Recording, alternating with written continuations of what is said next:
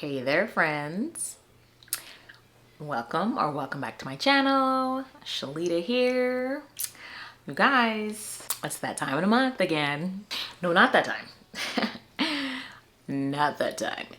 Thank you, Lord. That's not a problem for me. No, but it is the time to discuss all the books we read in the previous month. So, we are now in April, so let's talk about all the books we read in March. I also want to just go ahead and, given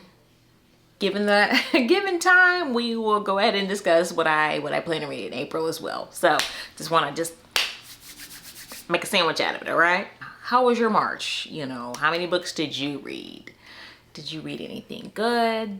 Any 5-star reads? Any duds? Let me know down in the comments. But before we jump into things, a little housekeeping. let's just go ahead and get it out of the way. I appreciate you all for being here. I appreciate you for watching.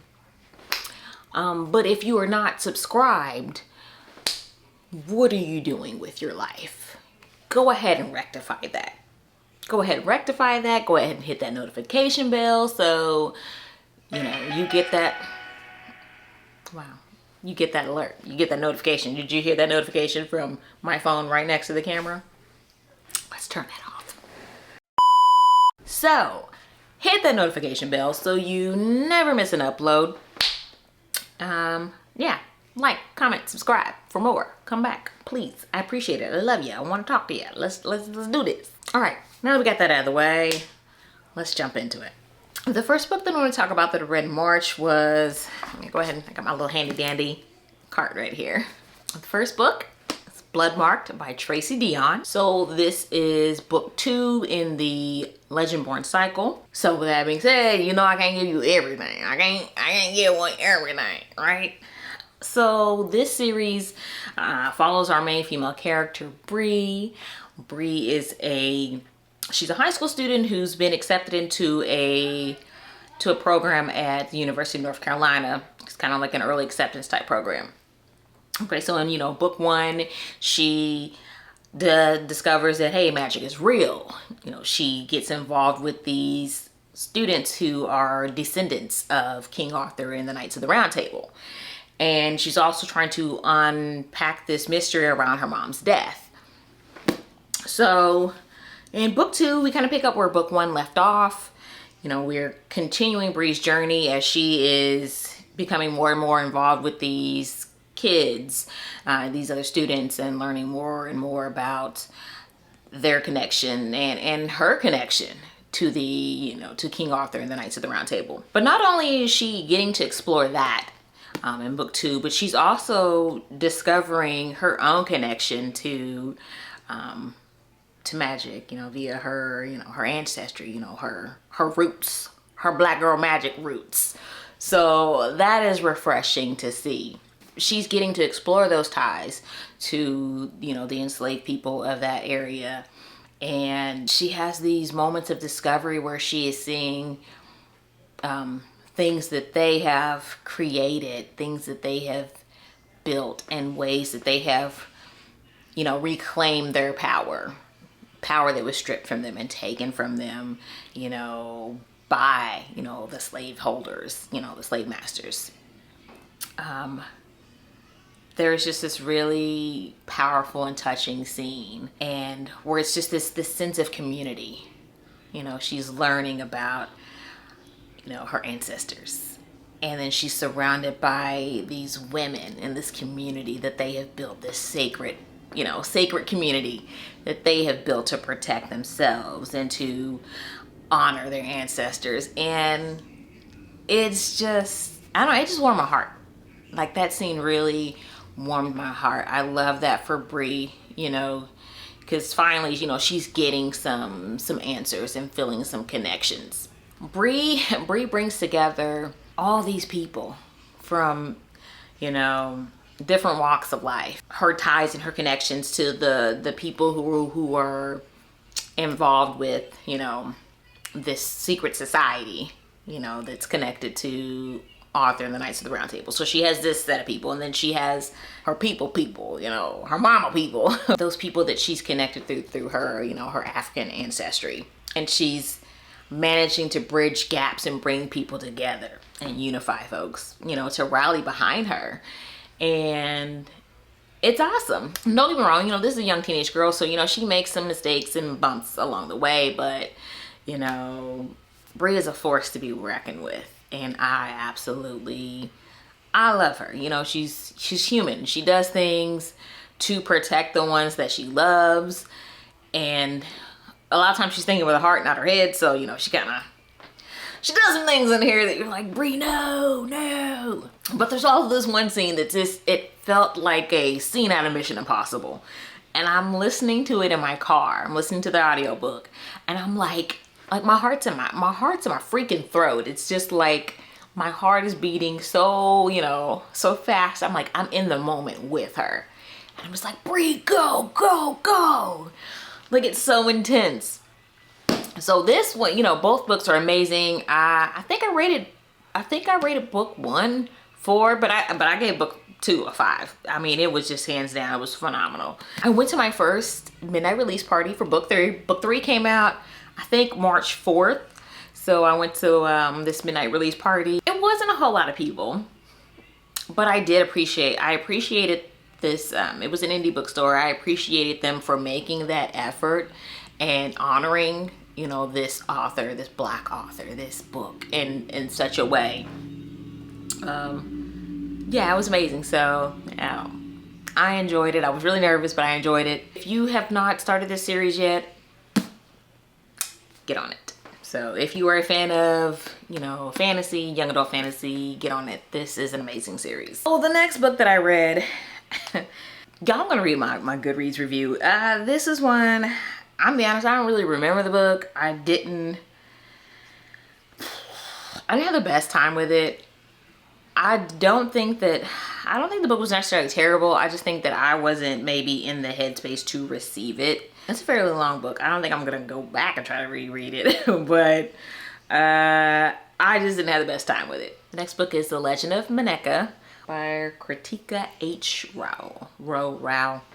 This was like my first Hindu-inspired fantasy, so I was really excited about it. Let's just run down what I put on Goodreads. Maneka is an immortal, specifically an Aspara. Maneka uses her power as an Aspara for the will of the god Indara. Her magic is in the gift of seduction and illusions. Tired of using her magic and gifts in such a negative manner for political gains and aspirations of her god, she wants a different life. She wants a life filled with love and freedom with the woman she loves. But Indara is not so eager to let a talent like hers go. Maneka makes a deal. She agrees to go to the mortal realm and find the human, Kashika, who appears to be waging a campaign against the gods, encouraging and empowering mortals to stop praising the gods. She is tasked with using her powers of seduction and illusions to infiltrate his mind, find out what he desires, and use it to destroy him. But not everything is as it seems. So, like I said, this was my first Hindu-inspired romantasy, and I found it quite intriguing. I greatly appreciate the glossary provided in the beginning of the novel, because there were a lot of unfamiliar terms in the beginning of the novel. The glossary is very much helpful. I like that Maneka's mission led her on a journey of self-discovery. Watching her discover the true depth and extent of her power was inspiring. So, that's what I wrote on NetGalley. Or that's what I put on Goodreads and NetGalley. I wasn't completely like blown away by it, but I also don't think I was, I don't know, maybe I didn't give it a fair shot. But yeah, so Legend of Maneka, if you were, you know, if you were trying to expand your horizons and, you know, look at books and fantasies from different cultural perspectives, you know, give this one a shot. It didn't work for me, but it might work for you. So the next book that I read was a reread. Actually, the next 2 books are rereads. And that is Before I Let Go by Kennedy Ryan. Y'all, I have talked at length about these books, so I'm not going to do that in this video. I will link the previous videos where I have gone into depth of the, I can't talk, my mouth is dry. I will link a previous video where I've gone into depth about these books, but y'all know what it is. you know, y'all know what it is if you've been watching my videos. If you haven't, like I said, go back and watch the other one. I am an absolute diehard fan of this series. I love this series. I could talk about this book again, but I'm not. So I just wanted to reread book 1 and book 2. I'll just go ahead and pull it out. Book 2, book 1. I wanted to reread both of these because book 3 is coming out in May, and your girl got the ARC for it. I got the e-arc for it. So I wanted to reread these in anticipation of that. So, you know, I had this whole plan I was gonna do like a Skyland series vlog with me reading book 1 and book 2. Y'all, I got like a little, you know, a little vloggity vlog action going on when I was reading book 1. But then book 2, I don't know, I guess it was so personal or something that I just did not pick up the camera at all while reading it. Or not my camera, like I picked up my phone. I think I did like a little something for Instagram, but that was it. I haven't recorded. So we're gonna scratch that vlog. But anyway, yeah, so reread book 1, reread book 2. As we know, book 1 is about Josiah and Yasmin, and then book 2 follows our girl Soledad and our man Judah. Okay. So these were rereads. They were 5 stars once again. Still have a place in my heart for these 2 books, and I can't wait to get to book 3. 2 more books in March. So the next book that I read was Scythe and Sparrow by Bran Weaver. So this is book 3 in the Ruinous Love trilogy. So I read books 1 and book 2 last year. So this series follows the Kane brothers and the women that they are like madly in love with. So book 1 follows Sloane and Rowan. Rowan is the brother, is the Kane brother. And then in book 2 we have book 2 is Leather and Lark. We've got Lachlan and Lark. And then here in book 3 we have Fionn, who is the youngest of the brothers, and Rose. So Fionn is a doctor in this small town. And then Rose is a tarot card reading stunt daredevil type woman. She performs in a traveling circus.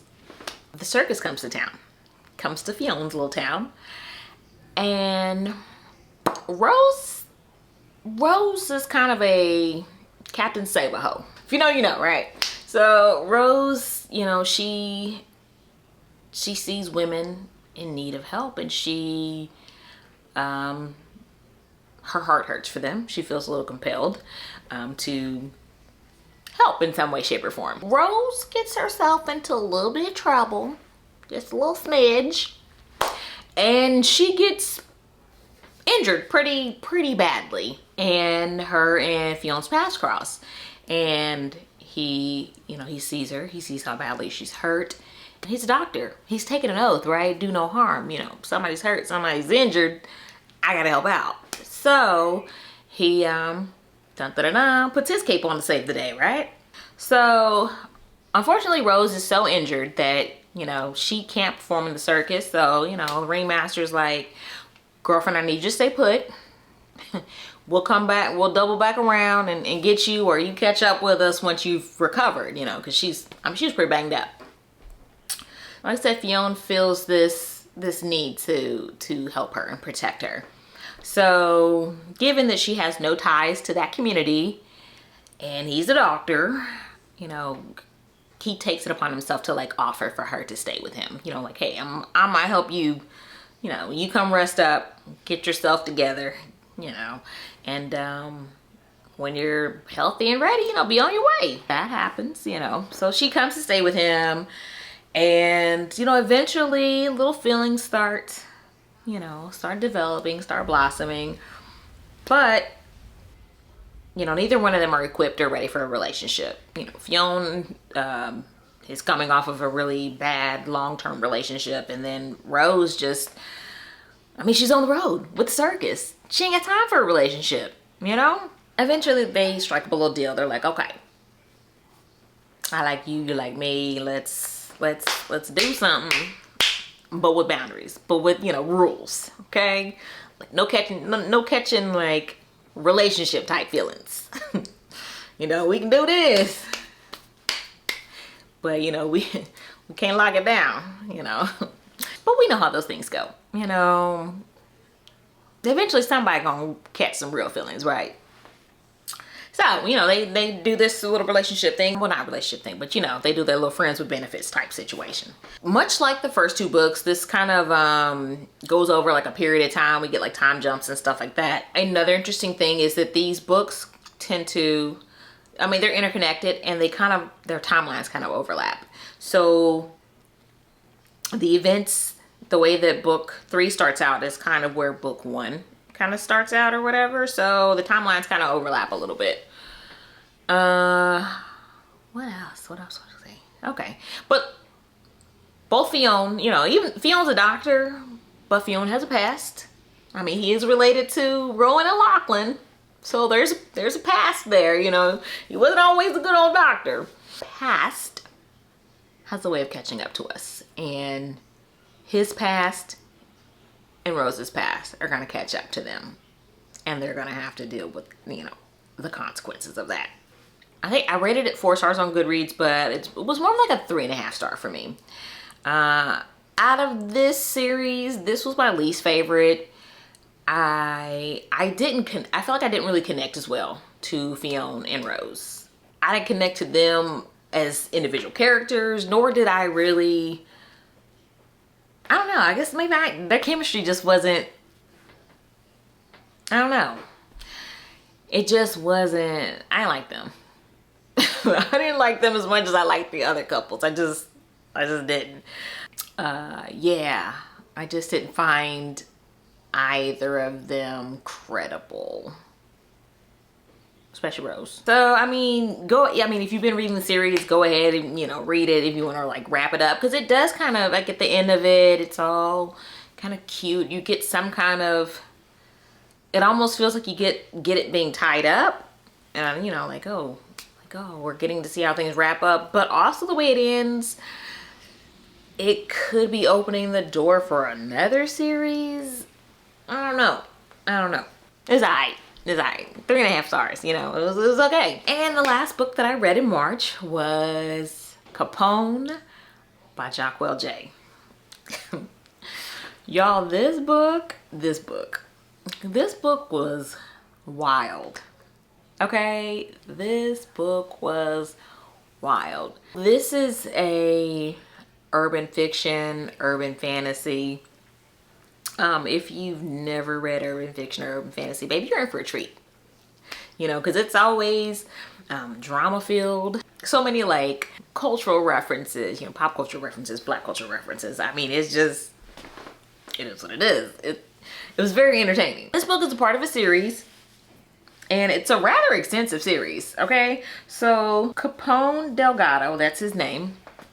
That's our main male character. He has 2 other siblings. So he has a 3-part series, and then there's a 3-part series for his brother, and then they have a younger sister who I think also has her own little series. So it's like a whole little, you know, they a crime family. Like everybody, you gotta get everybody's perspective, I guess. So, but back to Capone. Capone's our main male character, and then we have our main female character, Erin. Y'all, this book started out with a bang. Pun intended, okay? Pun intended. This book, I'm like, how does this book already start now like this? This is bananas, okay? The start of the book, Erin's in, you know, in her teens. I think she's 17, you know, she's got all these dreams and aspirations, and then tragedy strikes. So she is forced to give up her dreams of going to college. I think she had a dream to become a lawyer. She has to give those dreams up. I don't think she necessarily has to, but she chooses to give her dreams and aspirations up to raise her younger brother. Fast forward, you know, into the story. She's now 30. Her brother is a teenager. You know, he plays basketball. He's got his future ahead of him. And her whole goal, he's her whole life. Her whole mission is keeping him out of trouble, keeping him out of those streets, and keeping him focused on school and basketball, because she's like, baby, like, I want better for you. Like, this can't be your life. I didn't give up my life for you to end up on one of these corners. You ain't no corner boy. You gonna make it. God dang it. She does tend to hold the reins a little tight, but you know, they have a very tragic background, and he doesn't really know the full truth of what I ain't gonna get into, because I'm not giving no spoilers away, okay? One day, you know, she's on her mom job, you know, and she's going toe to toe with this little thug, you know, that's basically, you know, a pretty bad influence for her brother. But, you know, he's one of her brother's, like, good friends, but little buddy ain't living right. So anyway, so Capone sees her going toe to toe with this little thug all in his face, mugging him and stuff. He's like, hey, that's wifey right there. Like, you like that. So he pursues her, and you know, she tries to fight it, like she ain't got time for this. Like, he's so freaking cocky and arrogant. He's like, you know, that's my wife. What y'all doing talking to my wife? Get your hands off my wife. You know, he's already claiming her, and he don't know nothing about her. The chase, it's so funny watching him chase after her. She's doing everything she can to keep him out of the keep her brother out of the streets, but Capone, which it's kind of amazing that she's never heard of him, but anyway, Capone is, you know, he's a shot caller. So him and his brother went from working for a heavy hitter to basically running their own little criminal empire. But only they go about it a smart way. You know, they become legitimate business owners, you know, but they're fronts for their, you know, less than legal operations. Okay. So this was an entertaining book. Like I said, it is a urban fiction, you know, we got crime families going on. So, you know, there's action. If you like mafia style romances, if you like dark romances, you enjoy this. You will enjoy this. That ending, the ending, jaw, hello, meet the floor. Did not, you know, like part of the twist, I was like, oh, kind of, you know, like I kind of, you know, as the story is progressing, I was like, okay, something's gonna happen to this person for sure. But the twist, Jaquel, ma'am, where did you come up with that? Because that was just, didn't see it coming. Did not see it coming. So thoroughly entertaining. Now that we have made our way through all the books we read in March, have y'all read any of those? Where my urban fiction, urban romance folks at? I know this book was so like big on Book Talk and Bookstagram. I know y'all out there, somebody done read this. Let me know down in the comments. Don't spoil anything. Don't spoil anything for anybody. But let me know. Let me know you read it. Chime in. All right. So we made it through March. We know what we read. Now let's talk about what we plan to read in April. So y'all know me. My TBRs are my hopefuls. So here are my hopefuls for April. First up, I'm gonna have to read the description of this one too. So April is like my month of arcs. I've got 3 arcs to read. Well, one, I don't necessarily have to read it this month, but baby, ain't no way I'm putting this book on the back burner, okay? We'll get to that one last, okay? Because that one literally just came in the mail today. But the first one is an arc that I should have read probably weeks ago. And I feel bad because the book just released last week. So I really need to get to reading it. Where is it? And I'm reading it now. I am reading it now, okay? So the first book that I'm reading, I actually have the, ooh, bro, this book is heavy. So I'm reading the Kindle version of it, but here is this beauty. So this is Blood and Betrayals. This is an physical art copy, so the actual release book does not look like this. Isn't this gorgeous? But this is Blood and Betrayals by Alexis Ruin and Jeanette Rose. So this is the cover that you all are, you know, seeing on Goodreads and everything else is different from this. This is special, okay? This is a dark fantasy, dark romantasy. And let's run down the description, okay? There's fear, fury, and fire. To know is not enough. Power flows through the ancient halls of Avalon University like a never-ending flood. Admission to the elite institution enables students to hone their magic under the watchful eye of their icy headmaster. Summer, I'm gonna say her whole name. Summer planned to slide through her tenure at Avalon unnoticed and inconspicuous. She has no interest in learning more about her past or why someone applied to the school on her behalf. Her emotional walls keep everyone at bay, and her sharp tongue makes people give her a wide berth. Despite her best attempts, her emotional armor begins to melt from her feral vampire roommate to the angelic senior who is never dissuaded by her feigning disinterest. Maybe this could be good for her, a new life. Yet dark secrets lurk in the halls of Avalon, and soon those same halls are drenched in blood. Summer finds herself as the obsession of the sadistic stalker with the 7 lessons to learn. With the help of her new friends, she races against the clock to solve the mystery, hoping to save lives and catch the killer before it's too late. So, I'm enjoying it so far. You know, it's definitely, it's a fantasy. It's over 700 pages, so pray for me. It's not that it's slow. It's 700 pages, so I'm not far. I think I'm on like chapter 12 now. I got a long way to go. So the next book that I'm reading for April, this is also one I went ahead and started. I'm listening to the audiobook because I need, you know me. As much as I want to read more physically, I have to have an audiobook. I have to have something that I can listen to in the car. Otherwise, you know, my attention, you know, my ADD, ADHD gets cutting up in there. So I need something to reel it in, and it's generally an audiobook. So I am reading Their Vicious Games by Joelle Wellington. Like I said, I am listening to the audio of this in the car. Y'all, this book, I am kicking myself for waiting so long to read this book. It is so freaking good. This is a young adult thriller. It has been compared to the show Squid Games.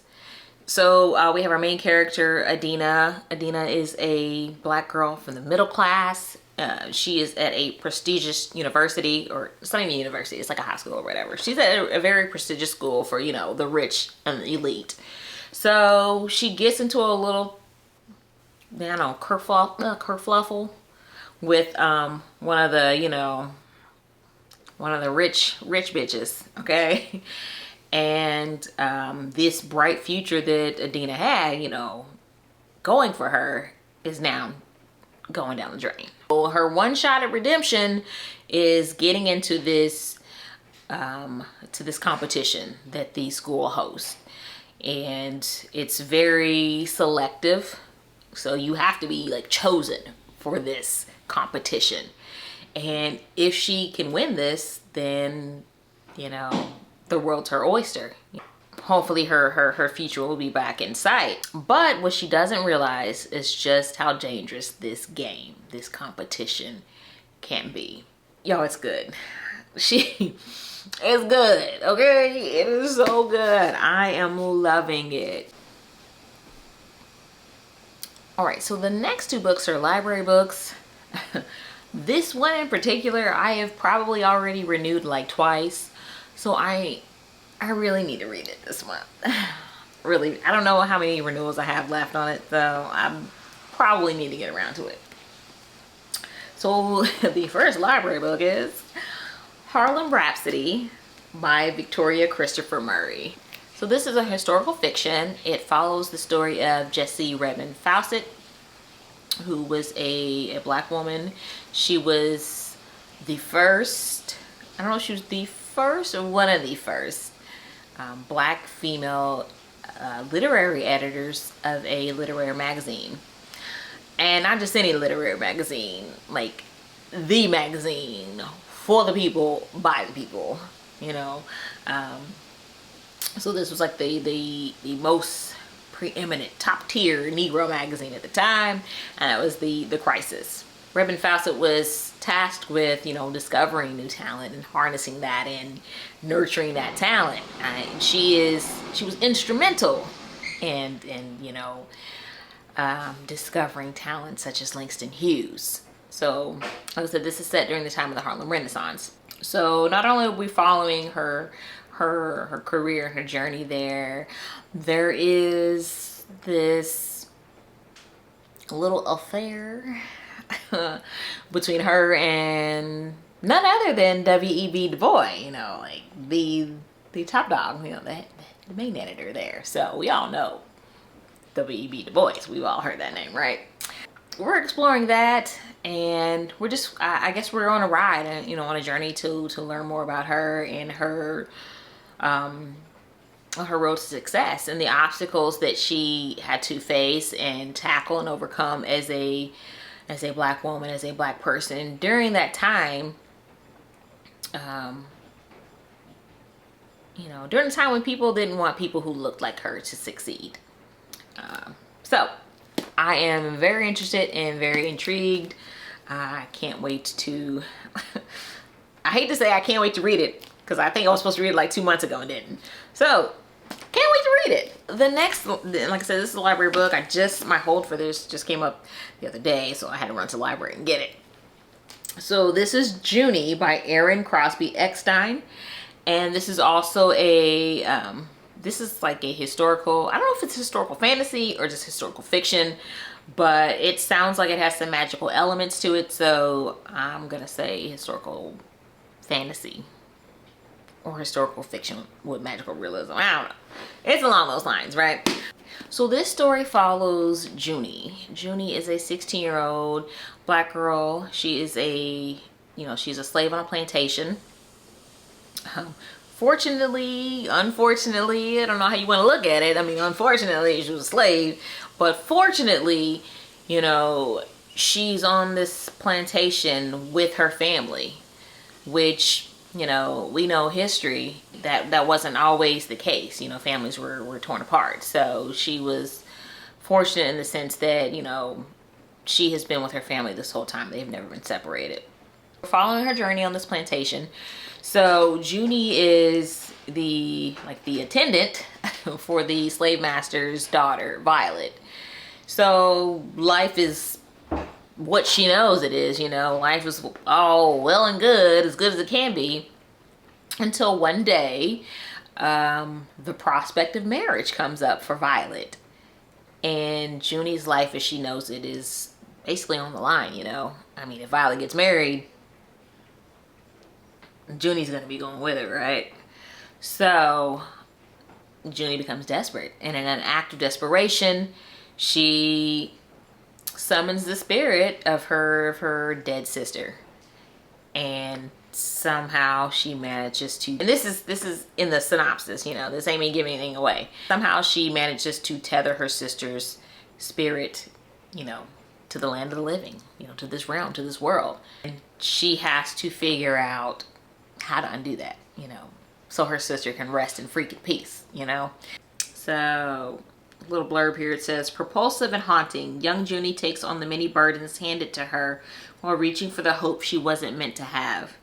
Aaron Crosby Eckstein breathes urgency, wit, and resilience into her preternaturally gifted protagonist. Junie is a lush and immersive story about power, reckoning, love, and redemption. A true beauty of a book. Aww, that really makes me want to read it, y'all. Like, and this is the author of Black Camel Women. I love when other authors like blurb books. I mean, to know that they're like reading each other's works, that's awesome. So Charmaine Wilkerson, the author of Black Cake, says, the richly textured prose quickly pulled me into the protagonist's treacherous yet magical world. I was drawn to the story of Junie, an enslaved teenager with a love of books and nature who must navigate difficult truths about her family and friendships in order to survive her times. And Aaron Swan, author of Walk the Vanished Earth, says, Junie is the beating heart of this powerful and moving coming-of-age novel, insisting on her right to language, love, and life on her own terms. Rich in historical detail and packed with suspense, this is a story of survival I will not forget. Oh, that sounds good. That sounds good, y'all. Y'all, I really just need to get like rich so I can just live my life in my garden reading books all day, you know. Can't Get Enough by Kennedy Ryan. So this is book 3 in the Skyland series. This follows Hendrix. So Hendrix is the business minded, the rich auntie, the get up and go whenever I want to because I ain't got kids. She's, you know, just living that life, you know. But on top of, you know, being this rich ass baddie who takes no shit, she's also caring for, you know, an aging mother who is suffering from a debilitating disease. So she's kind of got a lot on her plate. And she is of the mindset that I got time for a relationship. Who's got time for love? You know, I've got a career and I got my mama. I don't have time for, you know, I don't have time for love. But then enters our main male character, Maverick.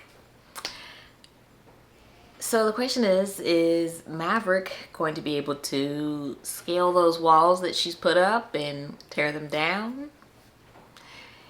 Is Hendrix going to find love? So in the little like synopsis of it, it mentions something about this possibly being like a forbidden romance. So we shall see how Hendrix and Maverick are connected. I am excited for this one. You know, book 1 and book 2 were phenomenal, and it is time for our girl Hendrix, you know, to get her just due. It's time to hear her side of things. It's time to hear about her and her life. I'm just eager to see, you know, who she is, you know, outside of, you know, being that rich ass, fun loving, you know, fly auntie to Yasmin's kids and Soledad's kids, and, you know, being that, you know, that support system to her homegirls. You know, I want to see what Hendrix is like. What is life for her? So excited for that one. Really, really excited. And last but not least, y'all, the coup d'etat, the cherry on the cake, the icing on the cake, the Mac Daddy. Hold on, let me grab it. It was all a dream. I used to read Word Up magazine. Yo, oh my gosh, y'all, I have been like, this came today, and I have been stalking my tracking for this, like constantly refreshing, looking out the window, you know, looking out the curtains. I'm pretty sure my neighbors are like, why does this woman keep coming to the window? I just, you know, I was like, Sealy, anything come for me? Like, where is it? So thank you, Flatiron Books. Thank you, Macmillan. Let's you want to see what it is?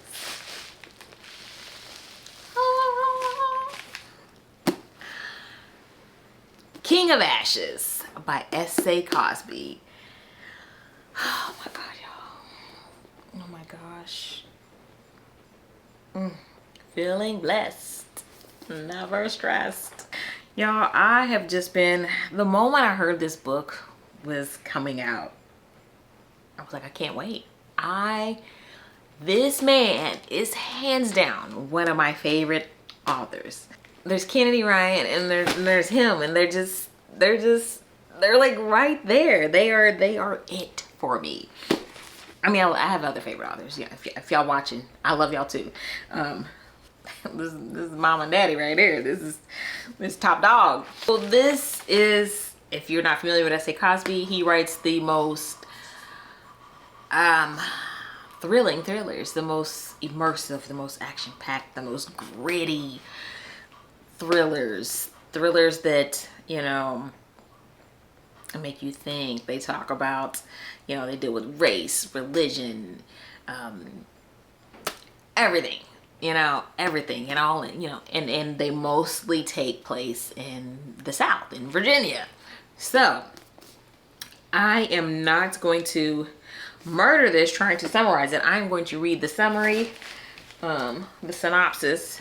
Like, I didn't know the book was about. When I first heard that he was dropping another book, that he was releasing a book this year, I was like, I don't care what the synopsis says. I want the book because everything else has been amazing. I mean, I don't need to know. I can go into this blind. But I can't go into it blind for you guys, so I have to tell you guys what it's about. Whew. Just, y'all understand. Y'all don't understand.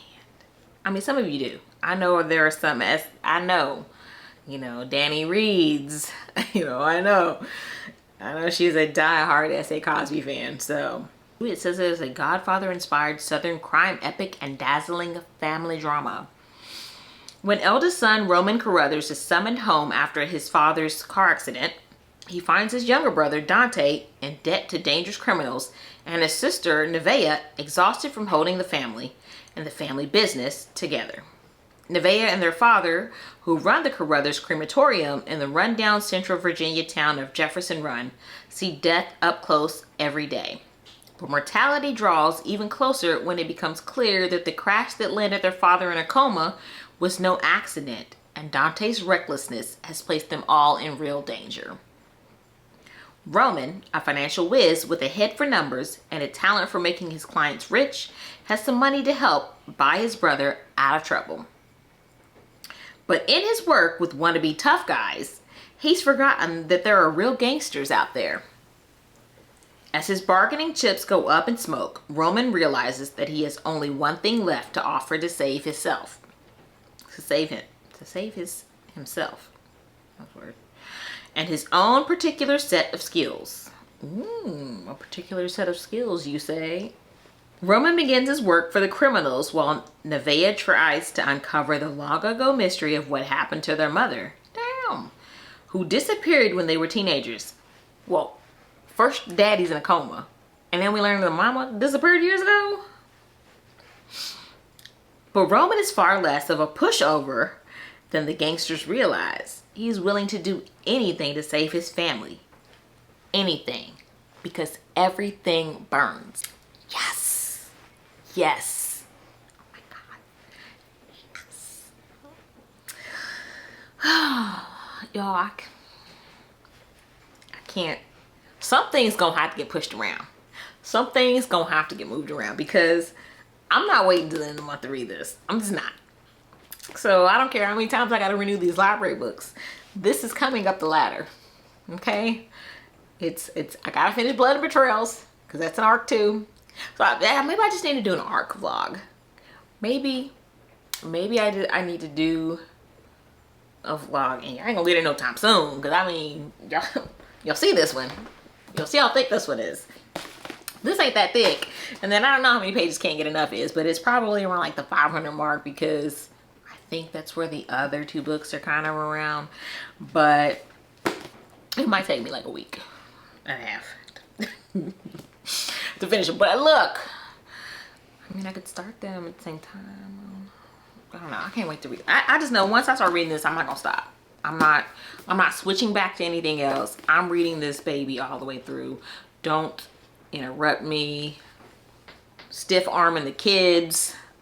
You hungry? I don't care. I'm reading this book. Don't bother me. Y'all, I can't wait. I can't wait. Those are my plans for April. Those are my April hopefuls. What are you guys reading for April? Let me know down in the comments. Yeah. What are you planning to read for April? What are you reading this month? Any books coming up that you were looking forward to that are on your most anticipated list? Let me know.